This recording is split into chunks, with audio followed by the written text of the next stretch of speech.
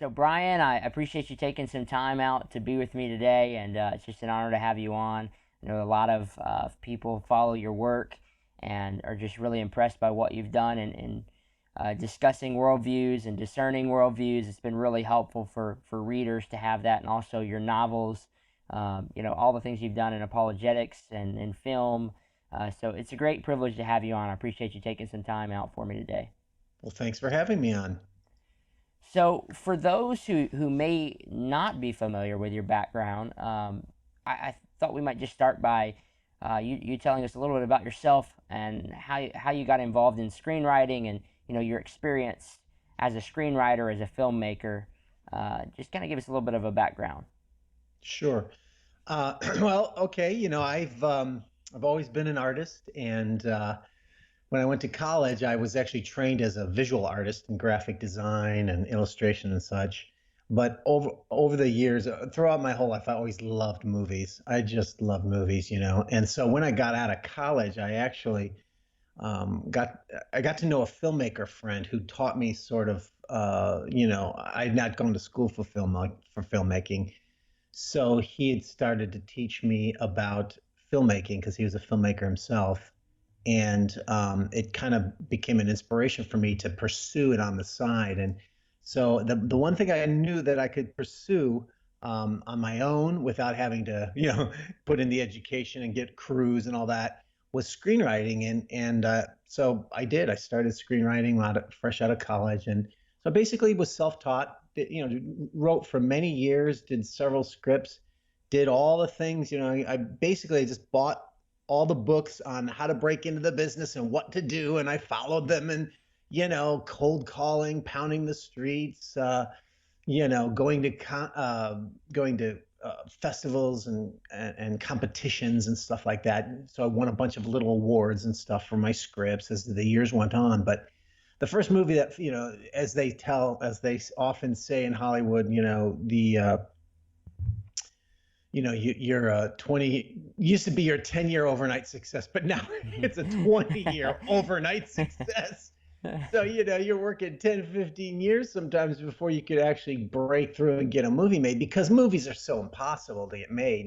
So, but that's one of the reasons why we often encourage people, like, if there's anything else you can do, if you love movies and you want to be in the movie business, if there's anything else you can do it, because it's so grueling and so near impossible that it's got to be everything you're doing, everything you're interested, no, no social life type of thing, 24/7 almost. And a lot of people's lives are ruined because of that. Mm. So it's hard to strike a balance. But nevertheless, my first movie got made in like 2001, To End All Wars. And from there, I thought, oh, now I'm going to have this great career and everything's going to open up for me. And it doesn't happen that way. There are some, flashes where people sell a script and then all of a sudden everyone wants them and stuff. But most people, you kind of got to go back to the drawing board, back to square one, start pounding the streets for your next script. And, it does, people do hear about you when the movie gets out, and it did help me get some meetings and such. But at the end of the day, I'm an independent filmmaker. Okay, so I'm not in the studio system, making a Marvel movie or anything like that. So as an independent filmmaker, you're making these smaller films that are more meaningful, but they're also, you've got to do more of the work yourself, type of thing. Mm. And so, from there it kind of grew. And I've always, I've been a Christian, not always, but I've been a Christian for much of my life, and I've always had an interest in apologetics. And so and philosophy. And so that sort of drove me to look at, as I was learning how to write screenplays and such, I I was developing what we would call an aesthetic. And what that is that's a philosophy of beauty. Mm. So you hear about in philosophy um, there's you, you have the threefold sort of approach to philosophy, where you have an ethic, you have an ontology, and you have an epistemology. Epistemology is, how do you know what you know? Ethics are, of course, morals and what is right and wrong. And an ontology is what is your notion of reality. And that's sort of a threefold element of philosophy. But that's not everything, and that can be a very limiting definition, even though it's been used for for the history of philosophy. Because beauty is also another element of a philosophy. What is beauty? And so as I was learning about storytelling to become a professional storyteller, I saw how it reflected a lot of my faith. And I'd been a Christian, like I said, for many years. And the question was how do I integrate my faith with my storytelling, And I came to realize there's a really, actually, storytelling in a way is quite apologetic. Mm. But and we can get into more details, but I started to realize that the nature of storytelling itself is actually a paradigm of conversion. And that's what sort of inspired me to write Hollywood Worldviews, my book, which now, it's all over they use in a lot of Christian colleges and such to teach these elements, because I was always interested in worldviews, always interested in, how are stories, how are movies communicating of the worldview to people. And, I remember my friends would always, sort of mock me, oh, Godawa, you're taking it too seriously. It's not that deep, blah, blah, blah. No, no, no. I'm telling you, movies have a philosophy to them. They have a worldview. And so I finally put that in a book, and a lot of my friends, finally came around and came to realize, yeah, you're right. It changes the way I watch movies. Darn it, now I can't watch a movie without spotting all that stuff. So what I did in the book was, I think also in the church, there's Christians are often woefully unprepared to counter the secular world around them. Mm. And thus, the need for apologetics, and I think that Christians just don't tend to take that stuff seriously until they're really put up against the wall and slammed by some, skeptical person who's read some Richard Dawkins book or something, or, regurgitating their little questions about Christianity or the Bible that they learned in college. Or Christians go to college themselves and they get in classes and their faith gets slammed, and maybe only then is when they start to realize, maybe I need to have a stronger understanding of my faith. And I think the root of that comes in beginning to understand the nature of worldviews and how, rather than, asking yourself, how do I learn all the answers to all the questions that I'm getting? If you study the nature of worldviews and what they are and what they contain, and understand your own worldview well, then you're able to address them. But as that's the intellectual side of Christianity. But there's also, what I would call, the beauty side, and not just the emotional side, but the beauty side, meaning, like I said, as I've always been an artist, but we tend to dichotomize our life between the secular and the sacred. We have the sacred things in life, reading the Bible, going to church, fellowship, and all that stuff, which is good. But then we have our secular, which is our job and watching TV or doing the dishes, that kind of stuff. And I think that I read a lot of Francis Schaeffer when I was younger, and he helped me begin to synthesize those two aspects of life so that everything I do in the name of Jesus Christ. Well, how do I wash dishes for Christ? How do I, how do I do my job for Christ and stuff? What if you're a plumber? How can you serve Christ as a plumber? Well, you can actually. And that's the beginning of understanding how your faith really does integrate into everything. Well, as I was learning storytelling, I was seeing this same, a lot of similar elements of what I was learning about my faith and about apologetics. For example, the story structure itself, like, if you've ever taken an art appreciation class, where they teach you, maybe how to appreciate music, right? Here's harmony, here's consonance, dissonance, whatever, all the elements of music, or a painting class. Here's how you appreciate painting. You've got form, you've got color. They teach you about composition, that kind of a thing. Well, I wanted to have a art appreciation class for movies for Christians, because I felt like, as I looked out in the church at that time around me, I think it's very different now than it was, 25 years ago. But But at the time, Christians did not know how to cope with movies. A lot of them loved movies, but it would be sort of a guilty pleasure, right?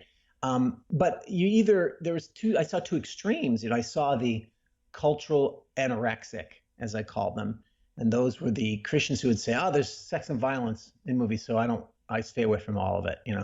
And then you've got the opposite side, which is, the cultural gluttons, I call them, which they recognize that they have a freedom in Christ. You're not, just because there's some sex or violence or language in a movie doesn't mean it's, you can't watch it necessarily. And you have to have a mature approach to that. But a lot of times those people would say, well, hey, I'm free in Christ, so it doesn't affect me. It's just a movie, right? So I kind of wanted to address both of those extremes in the church and help Christians to interpret movies better and realize that they're actually communicating a worldview. Yeah. Movies are doing that. And my stress at that time was movies, but of course now I think with the power of Netflix and the advent of the best storytelling is now really more in series, not even TV anymore. It's streaming series. Those are the best storytelling. But I found that the nature of storytelling itself actually was a paradigm of conversion. And that was really a powerful thing to me, because what that means is if you can understand how a story is leading you through persuasive ideas, then you can be more aware of it. You can be less vulnerable to the bad ideas, but also you can spot the good ideas as well. This isn't a question of, another thing that I was a media watchdog who's out there pointing out all the bad stuff in movies and television. I'm not into that. Now there is a lot of bad stuff, no doubt. But I think there's a lot of good stuff that Christians can actually miss because they're throwing the baby out with the bathwater, that kind of a thing. So the goal was discernment, not throw it all out or just suck it all in, but discerning the good from the bad and using that as a way to talk to other people. Like so many people would watch so many movies and television, and it would just go, oh, did you see such a movie? Yeah, oh yeah, it's great. Yeah, I loved it too. But really, every Monday morning, when you're around the water cooler at work, it's like, what if you saw the latest movie and it really was something meaningful and you could learn how to talk about, well, here's what I liked about the movie, but then here's what I didn't like. And basically I could talk about Christ applied to any movie. And this isn't a gimmick. This isn't, learn how to talk about a movie into the gospel. But the truth is if movies really are communicating a worldview on life, well then, my reaction to that involves my faith and what I disagree or agree with. And so that's what I would often do is I would, basically talk about the gospel, a lot when I would talk about movies. So Hollywood Worldviews was my attempt to try to sort of share some of that material with Christians so that they can begin to appreciate it and integrate it more into their lives and be more discerning about it. Yeah. You bring up so many good points here, and that is, I think there's something to analytic philosophy and studying apologetics and then creativity, and sometimes we put one in one category and one in the other. And I was reading your website, and you say your left brain and your right brain work, together, and I think that's something that's lost on a lot of people, and it's really important. Art and beauty and engaging the culture is just as much a part of sharing the truth of Christianity as putting together a strong philosophy. You talk about worldviews, and I wonder if that's a term that some people define differently or maybe don't totally understand. So whenever you're describing a worldview, what do you mean by a worldview, and how does film incorporate worldviews? Well, that's a good question. There's a couple different ways of really looking at worldview, and my first approach to it, and it's still a good one, is the philosophical approach, which is, you understand, like I mentioned earlier, if you begin to understand that worldviews all have an ethic, an ontology, and a epistemology, and you understand how that works, you understand how that works in Christianity, then you can pick it out in a philosophy and interact with it. Like, well, how do you know what you're saying is true? That's epistemology. Or, well, you say that, relativism. Oh, everything's relative and there's no right and wrong. Okay, so if I murdered you right now, I wouldn't be wrong. Those are the different ways of addressing these elements of worldviews. But as I studied storytelling, I started to realize that there's another element, another way of understanding worldview, and it's a little bit more, I don't know, I guess you'd call it artistic or whatever, and that is that a worldview is a story, it's a narrative. And this is actually more for the postmodern world, which has recognized the power of stories. And a worldview is a story. And it does incorporate, the reality, what is real, what is knowable. It incorporates all those, but incorporates it in a story way. You know what I mean? And so, for example, the way that I might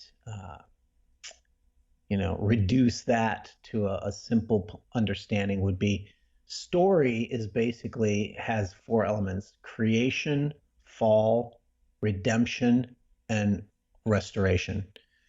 And in other words, every story is going to have a notion of creation, meaning what is the world? What was the world like ideally?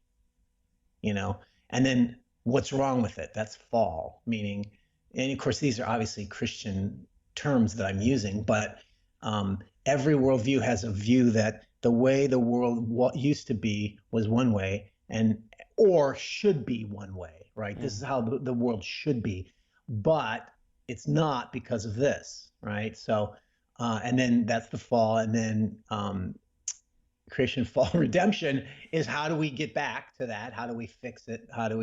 And then, of course, restoration would be eschatology, or in other words, what would be the future perfect utopia sort of thing? What would be the where is everything going? That type of a thing. And so you find that every every worldview has these story elements to it. And you can spot them once you're familiar with them, and understanding how they work with your faith as well as a Christian. So, for example, I think one of the most popular, funny but ironically, one of the most popular Christian. I keep saying that word.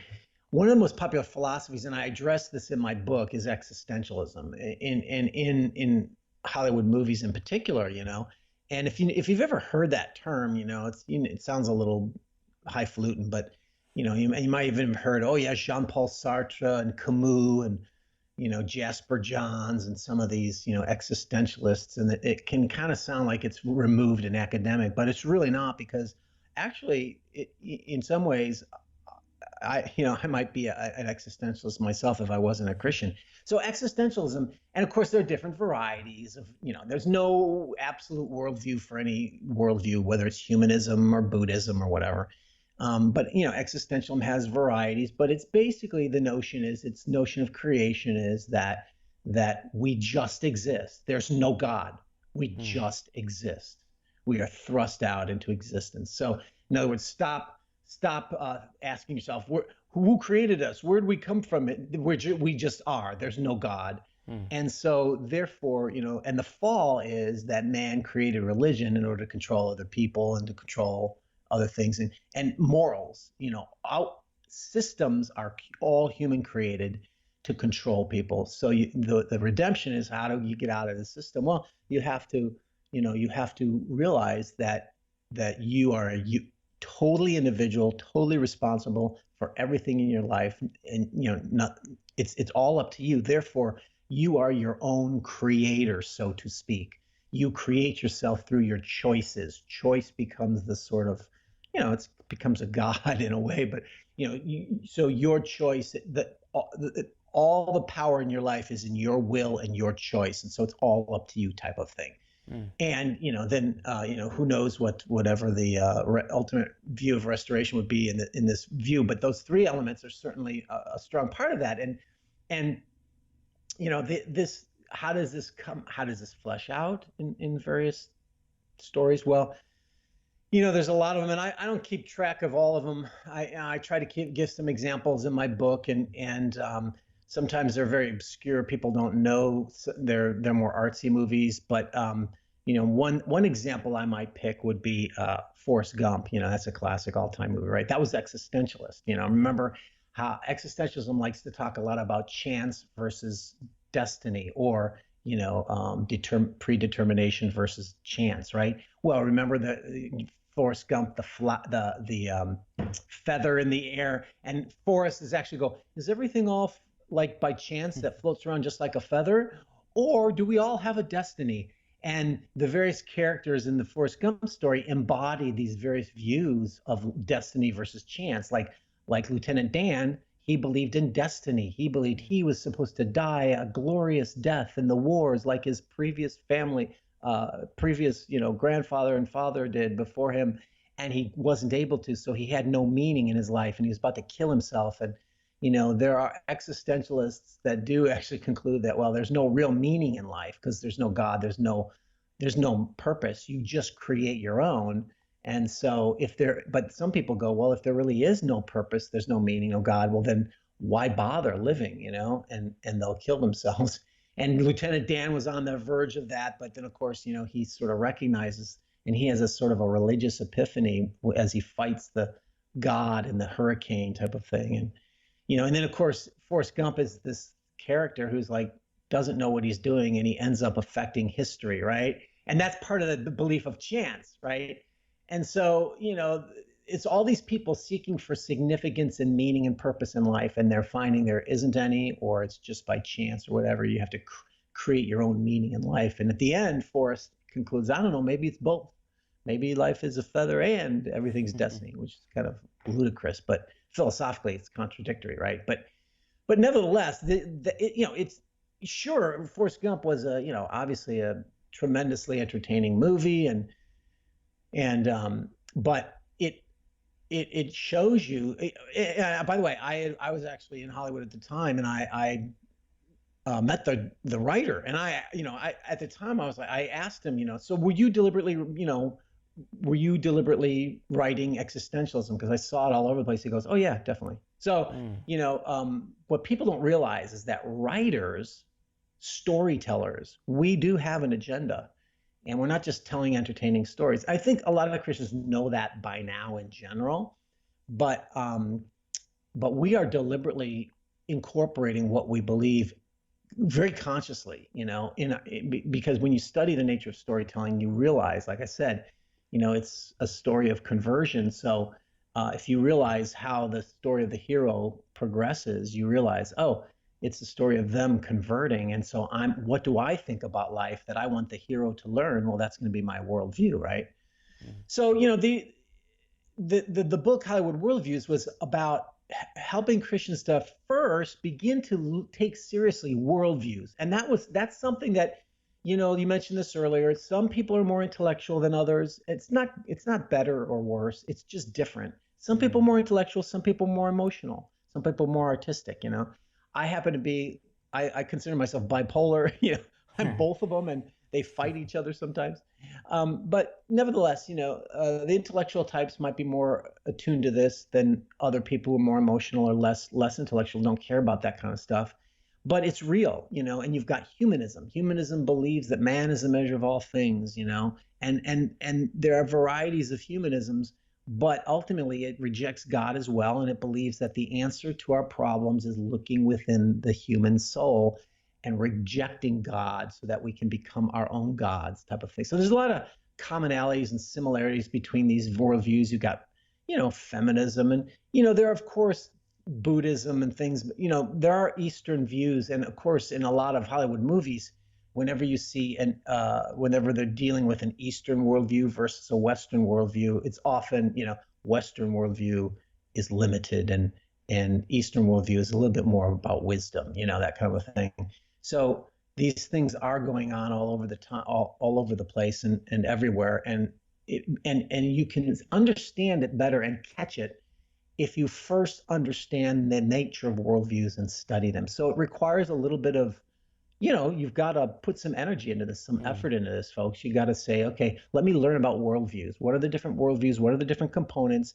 And the more I know about it, then I can spot it else, when I'm talking to people, when I'm watching a movie. So I did a little bit of that in the book. And then I talked about storytelling, a story structure, and how, like I said, how it is a paradigm of conversion, and try to give examples so I could help to flesh it out, that kind of a thing. So the and if we go into the storytelling aspect, I explain in the book how a story is a roughly a hero's journey. Again, there are varieties of storytelling. There's Eastern storytelling and Western storytelling, but I do think that the Western storytelling is based on ultimately a Christian paradigm in a way. And what do I mean by that? Well, every I explain this in the book, where every story usually basically has a hero. Some might call them the protagonist, but sometimes the protagonist is different than the hero. Like in Braveheart, the hero is actually William Wallace, right? Braveheart, but the protagonist, the guy telling the story, is Robert the Bruce. But nevertheless, you've got a protagonist, the main character, and they actually are on a journey. They have a normal world in which, their life is one way, and then a call to adventure enters into their world, meaning, some traumatic thing that calls them to adventure, and they usually are reluctant. They don't want to do it because they want their normal life.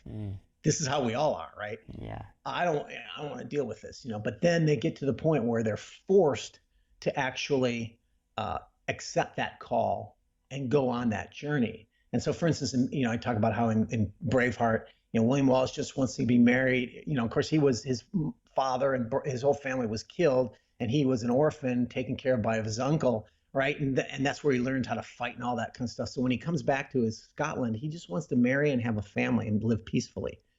But of course, the king comes, and the king wants Scotland for himself. And they do prima nocta, which is the first night with the nobles. And William Wallace doesn't want to give his wife up to that immoral thing, so he marries in secret and all this. Well, in the short of it, they catch him, they kill his wife, and when they kill his wife, that makes him accept the journey. Okay, I'm going to fight the King of England. At first, he's like, I don't want to fight. I just want to have be married and live peacefully. But once they kill his wife, that's the thing that then changes. It's called the turning point, or plot point, or whatever. And it's a turning point that launches him on the journey. Okay, now I'm going to fight the King of England because of what he did. He murdered my wife, type of thing. So then that hero then gathers their allies. So that's why you see in many movies, people, the hero will have various friends and sometimes a sidekick, right? And of course, in Braveheart, he gets his soldiers start to join him around him, and they got all these really interesting characters and Irishmen and all this. And and then those allies, and then that hero then faces they face obstructions to their goal. But there's one element of the hero too. They're after a goal. They have to be obsessively after a goal, something they want so bad they're willing to give up everything to achieve it. And that's the thing that drives the story, right? If it's not going to be an interesting story if the hero doesn't want something really badly, right? And of course, in Braveheart, he wants revenge, or he wants Scotland to be free, actually. That's what he really wants. But he also wants to get revenge for his wife, right? So, the hero's driven by this goal, but there's always an inner flaw inside them. It could be the way they look at the world. It could be something, their understanding of the world, but there's something, even though they're the good guys, even though we're on their side, they're actually not seeing the world quite correctly. They have something to learn. And their journey after going after their goal ultimately is what forces them to face up to, as the villain comes in, and of course, or the antagonist. And as they battle through the middle of the movie, battling over, these goals and stuff, it gets to the point where the hero loses everything, and it looks like everything's lost. He's going to lose everything, right?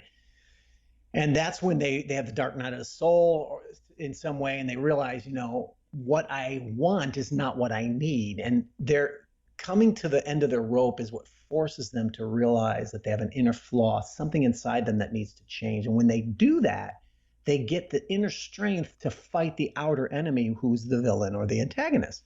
And then you have the final conflict, the final battle. So, in Braveheart, of course, William Wallace is fighting for freedom and all this, and he's very heroic, but he's driven by revenge, and ultimately vengeance is not satisfying. So freedom is a good thing, but vengeance isn't. So it's not until he actually gets caught and he's in the jail and he's facing the reality he's going to be tortured and murdered by the king. That's when he realizes that, I'm not going to achieve my goal. But what I really need to do is I need to die to myself.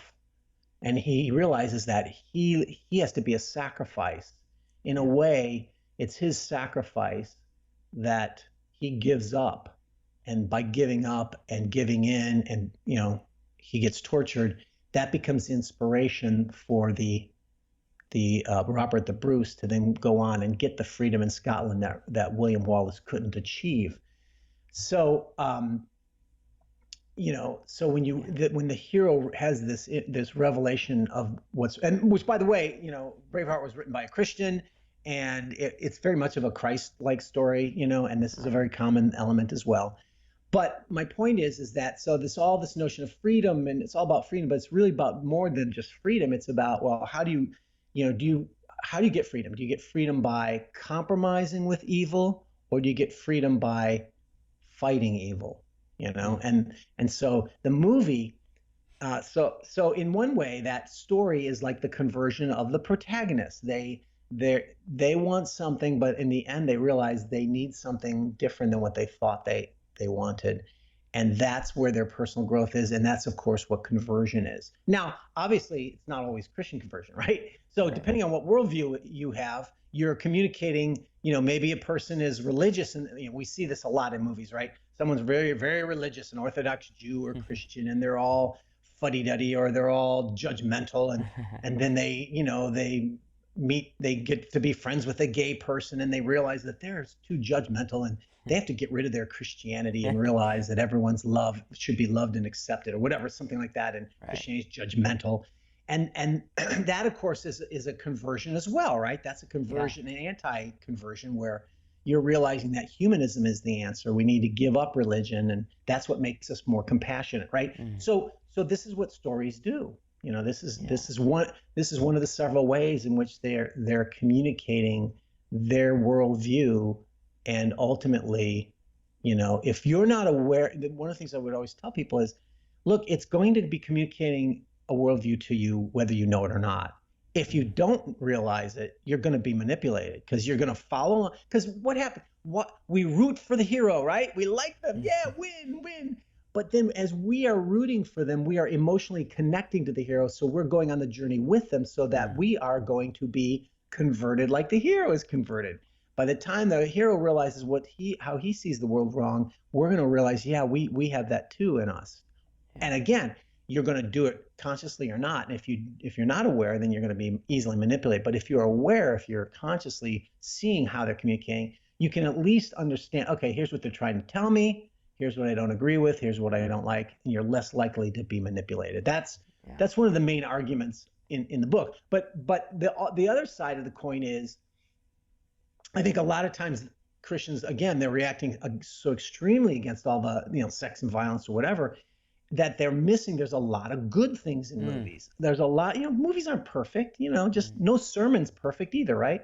So there's a mix of good and bad, but there's a lot of good that a lot of people miss, a lot of Christians miss, because they'll, like I say, they just reacting against it. So I list a lot of good movies that I think, okay, here are secular movies that I think have a good, strong meaning that could be either Christian or positive towards the Christian worldview. So for example, some of the later movies that I give an example is Hacksaw Ridge, which was also made by Mel Gibson. That was a powerful, true story about World War II and a Christian Seventh-day Adventist and his faith and how it interacts with the world.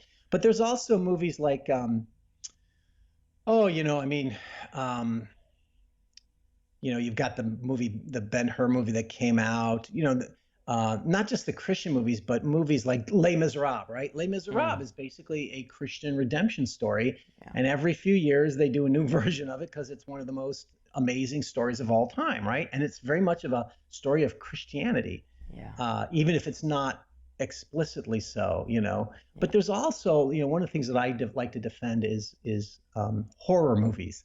A Yeah. lot of Christians think, oh, horror's bad because, that's obviously evil and stuff. But really, horror movies are a lot about, um, actually, they're one of the best tools or genres for our postmodern world. In a postmodern world, everything's relative, right? You can't judge other people with your religious beliefs. Uh, One man's freedom fighter is another man's terrorist.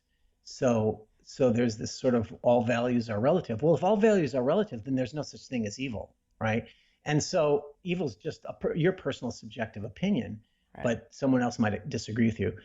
But a horror movie shows you, no, there's real evil. Because when Yeah. you watch a horror movie, you go, yeah, that's really evil. And that monster or that guy, that serial killer, whatever it is, deserves to die in the Mm, end. And that's a very strong moral fable. And then, of course, there's a lot of, sometimes if they deal with the demonic, Christianity will be directly related to it. Like, for right. instance, Paranormal Activity. That was a secular movie, but was very much of a Christian message. And the filmmakers didn't even necessarily intend it to be so. But Mm, also like movies like Deliver Us from Evil, which was a Hollywood cop story with a demon possession involved in it. And the movie's very strongly about confession of sin and repentance. So it's like, wow, these elements can be very powerful even in a secular movie. And that was my goal with To End All Wars. yeah. I was telling the story of To End All Wars, and it was a true story. World War II. Ernest Gordon was this English POW under the Japanese, and he gets into this prisoner of war camp, and they're brutalized by the Japanese. They're just brutalized, Mm, and it's his journey about where he begins with a sort of the Western versus the Eastern view. He's got the Western survival of the fittest, Darwin, all this type of thing. Take care of yourself. But then eventually they lose hope and they start dying off, and they're being mm, brutalized by the Japanese, who are the Eastern worldview.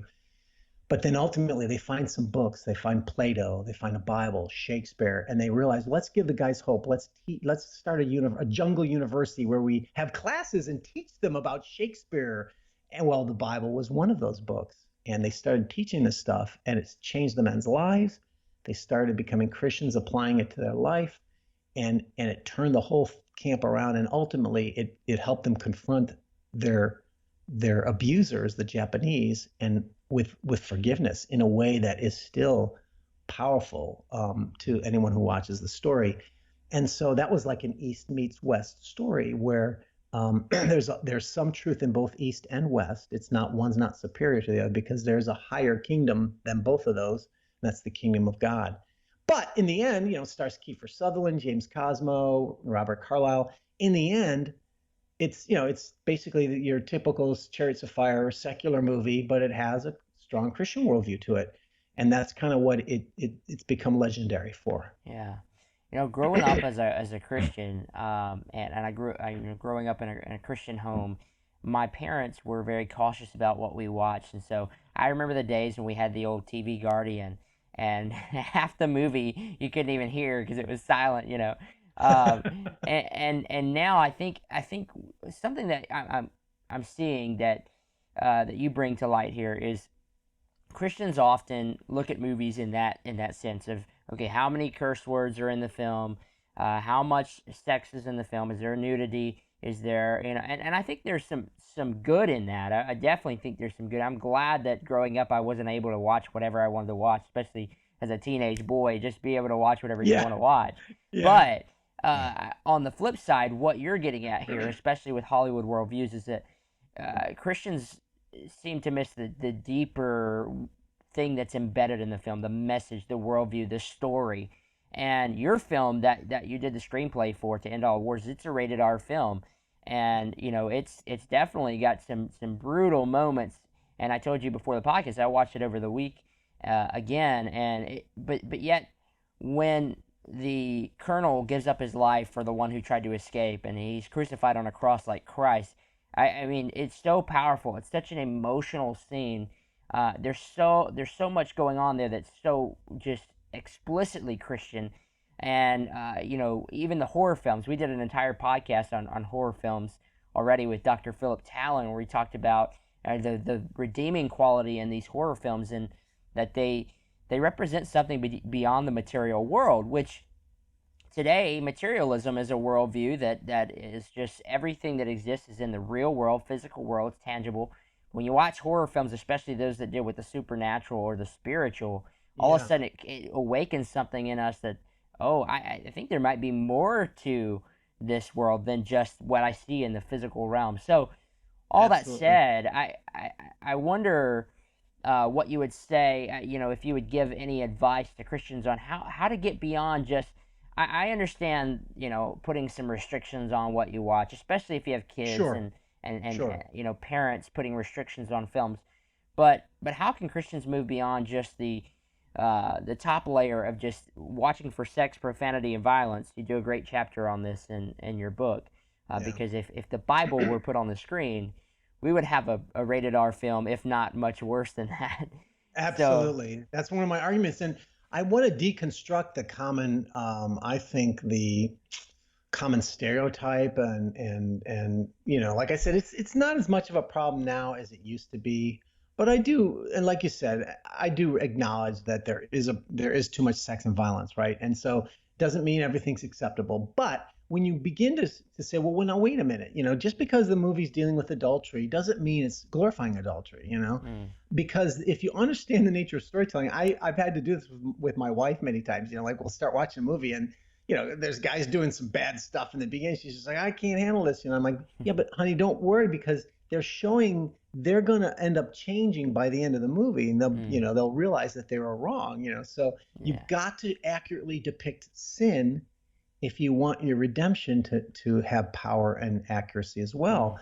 And so, and then, like you mentioned, once you realize that, wow, you face the fact that there's a lot of R-rated material in the Bible, and my goal was just to sort of break down this common misconception about sex and violence is all bad, and realizing that and by the way, even with Hollywood movies, yeah, there's a lot of glorification at times, but a lot of it is not in there for that reason. A lot of it is to accurately show the world in its sin or depravity, excuse me, or whatever they might call it. But because they also believe in redemption, they may not believe in Christian redemption, but they also believe that the world's bad. And you've got to my message is always you have to accurately depict sin, or the redemption will have no power.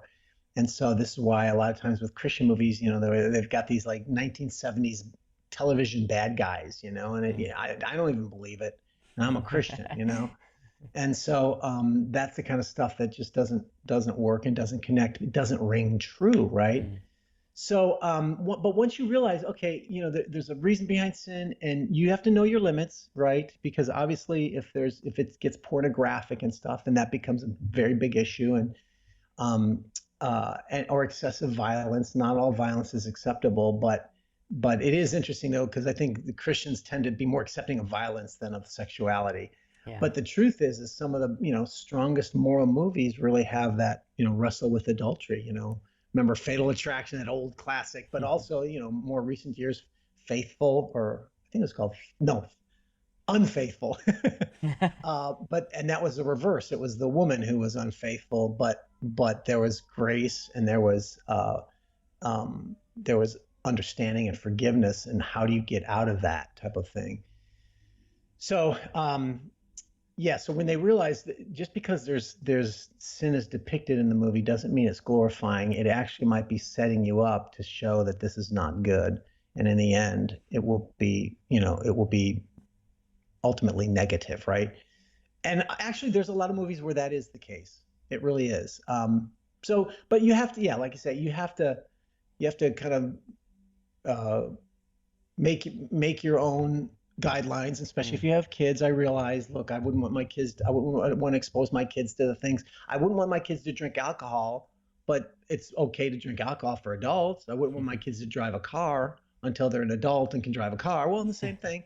I wouldn't want my kids to be watching things on television before their maturity level is there.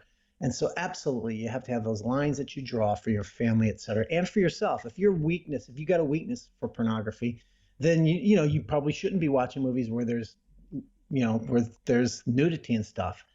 Or you could close your eyes at the scenes, because a lot of times the scenes are short, or fast forward. Of course, you can't fast forward anymore. We don't have the VHS, but oh yeah, you can bump forward on Yeah. the DVD or whatever. In fact, Netflix has the 10-second bouncing. Yeah. So you can do stuff like that, or if it starts to become too excessive, you may bow out and say, okay, this is too much. I'm not gonna, absolutely, absolutely. But yeah. So, but it's finding that balance. It's finding Mm. that balance and realizing that just because the movie has sex and violence in it doesn't mean it's glorifying it. It actually Right. might be, the intent is oftentimes the opposite. Yeah. All right. Well, I've got one last question for you, and this was actually a question that was posed to me recently on an interview, and I couldn't answer it. So no pressure if this is not a good question. Are you the type that keeps a top five film list, or do you just have any films that are at the very top of your list? Are you that type of guy, or Yeah. You know, I'm not. I have a list. I'll give you some of them that I okay? started years ago, but I haven't updated it. Yeah. But there is a sort of like a top three in my mind, and I noticed over the years things kind of fell out naturally. And To End All Wars was one of the top three all the time. I yeah. confess, but it's not because it's me. It's I wrote it based on someone else's story, Yeah. and the director directed it, not me. So, but nevertheless, I don't keep a strict list, because it's more like a top 10 or 20 type of thing. Yeah. But nevertheless, yeah, I kind of do, and I actually kind of did it more for other people asking me too. And most of them are going to be more the older movies now, but I would say there is a kind of a all-time favorite, and Mm. it used to be Chariots of Fire. Like Chariots of Fire in the 80s, I think 81 or something when it came out. That was the movie as a Christian where it won an Oscar, made by secular people, secular movie, but it had a positive, strong Christianity in it. That's the movie that told me, okay, it is possible. It's near impossible, but nevertheless, it is possible. You can do it, and that's what I wanted to do. So by the time my movie Eternal Wars came out, I was proud that some people had likened it to Chariots of Fire, because that was my goal. Mm. And so Chariots of Fire had always been my all-time favorite, but over the years, now it's Braveheart. Yeah, it's Yeah. Braveheart. It's definitely Braveheart. There's just something about the movie. It embodies the gospel. It's got action. I love action. It's got romance. I love romance. I'm not a typical guy. I'm a typical guy that I love all the action stuff, and I love guy movies, but I also like chick flicks, and I love all kinds of genres and stuff. So, but Braveheart, I think, just has it all, and it's the kind of movie that you could watch over and over again. I'm not a person who watches a lot of movies over and over again, very very rarely, but that's one of the ones, Mm. But also, there's another one that I kind of have in my top 10 that I like to. It's a really obscure movie, hard to get, but it's called The Addiction, and it's a horror film about vampires, black and white, and Mm. Abel Ferrara made the movie, and it has Lily Taylor in it and Christopher Walken. Yeah. But what I loved about it was it's an art house film, so it's weird. It's not got a strong storyline, but it is there, and it is a metaphor. It uses vampirism in the movie as a metaphor for original sin. And so Mm. it's got a very Christian worldview, but it's a very secular movie. And so you've got these vampires and in fact, it was a movie that inspired me in some of my movies that I've written and novels. And so the vampires basically are the epitome of sin without accountability, meaning they realize that in a godless universe, that there's no right or wrong. So you just feed, there's just eat or be eaten, right? And the story is about a philosophy student in New York. So she philosophizes, and there's one point in the movie where the vampires quote R.C. Sproul, which was really funny, and not in a positive way because they don't like R.C. Sproul, but that's what I found really fascinating. So The Addiction is one of the ones that in my top 10 that's an odd one that most people have not seen. And I like to recommend it for those who are willing to check out something that's sort of very different and weird, but got a very strong Christian underlying thing to it. And it's not like it has to be a Christian, explicitly Christian worldview. One of my all-time favorites is also Sense and Sensibility, the Ang Lee movie, which is Jane Austen, and it's just about what is true love, what is true love founded on, that kind of a thing. So yeah, so I do have some of those. Amadeus is another old classic that I highly recommend because it's another story about, it's something I actually relate to and a lot of artists struggle with. Am I Amadeus? We want to be Mozart's artist, right? But like, who was that guy? Salieri was the story it was his story. It was like the story being told through the eyes of the villain. Because he hates Mozart because Mozart's blessed and gifted by God, but Mozart is he's like a pagan, right? And Salieri wants to serve God, but he's mediocre in his talent. And he's like, God, he gets so angry. Why are you doing this? So he decides he wants to destroy God's creation if he's not going to be able to be blessed with that gift, because it's so he fights against God by trying to destroy Mozart. And of course, in the end, he goes insane because you can't fight God and win. And so, to me, that's a powerful, powerful message about the nature of accepting God's will in our life, and especially for artists, Yeah. So, I mean, I could go on. There's more, but Fight Club, actually. Tender Mercies. These are, a lot of these are really, I guess, old by my. Oh, I put Hacksaw Ridge on there. Yeah, Hacksaw Ridge and The Incredibles. But Hacksaw Ridge was one of the more recent movies that is definitely one of my all-time favorites. Mr. Holland's Opus is another one. It's just a very, with Richard Dreyfuss, and it's a story about the guy who wants to be. I love the artist movies. He's the guy who wants to become a composer, a famous composer, but he has to have a day job, and the day job is teaching high school students, and it consumes his life, and he never becomes a composer. But he ultimately learns that that people are your composition. People are what matter in life, not just your art. So these are powerful, beautiful themes that I need. I love them because I need them. I'm not that way. I need to be encouraged in those values that I believe in, but I need to be more like, if that makes sense. Yeah. Well, man, thanks for sharing those with us, and thank you for taking some time out for the podcast. I really do appreciate you coming on, and I know our listeners have probably learned a few things just from our conversation. I'm going to link up your book and your website.